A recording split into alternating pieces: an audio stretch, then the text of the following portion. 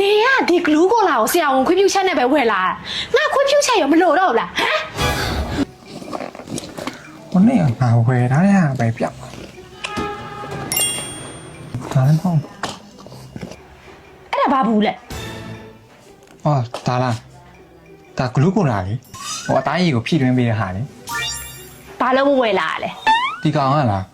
အရေးအကြောင်းတွေကိုရောကြစေတယ်အသားရည်ကိုကြည်နေစေတယ်နေလောင်တန်းကိုကောက်ွယ်ပေးပြီးတော့အမဲဆက်ကိုတိတိတတာရောနေစေတယ်လေစံသားနဲ့လက်သေးများကိုလည်းကျမ်းမာတန်ဆွမ်းစေတယ်အဓိကကတော့လေလူညံ့မှုကြောင့်အသားရည်ပြည့်စုံမှုကိုကောက်ွယ်ပေးတယ်လေ ဘတို့ခွင့်ပြုချက်နဲ့ဝယ်လာရလဲ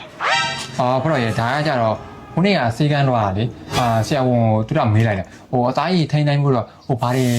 လောက်ရမလဲတော့မေးတာဆရာဝန်ကဒီဂလူးကိုလာကိုညှိုးလိုက်တာနဲ့ဆရာဝန်ခွင့်ပြုချက်နဲ့ဝယ်လာရတာပေါ့ ဘာနေရဒီဂလူးကိုလာကိုဆရာဝန်ခွင့်ပြုချက်နဲ့ပဲဝယ်လာငါခွင့်ပြုချက်ရောမလို့တော့လားဟမ်ငါစောစောသူရစောစောနော်မင်းတကူဝယ်မယ်ဆိုလို့ရှိရင်ငါ့ကိုပြောထားတော့ငါပြောထားဘူးလား ပြောရတယ်ပြောရတယ် ဟမ်ပြောရမယ်ဆိုလို့ရှိရင်ဘာလို့ငါ့ကိုဘာမှအသိမပေးလဲဟမ်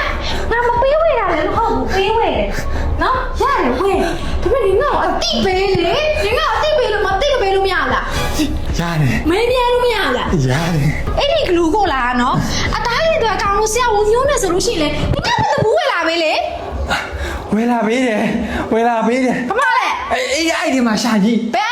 အိုက်လဲ အဲ့ဒီမှာသူတို့အဲ့ဒီမှာ ငါရှာလို့မတွေ့လို့ကတော့နေဘာမှလဲပြက် အဲ့မှာ ဘာမှလဲ အဲ့ဒီမှာ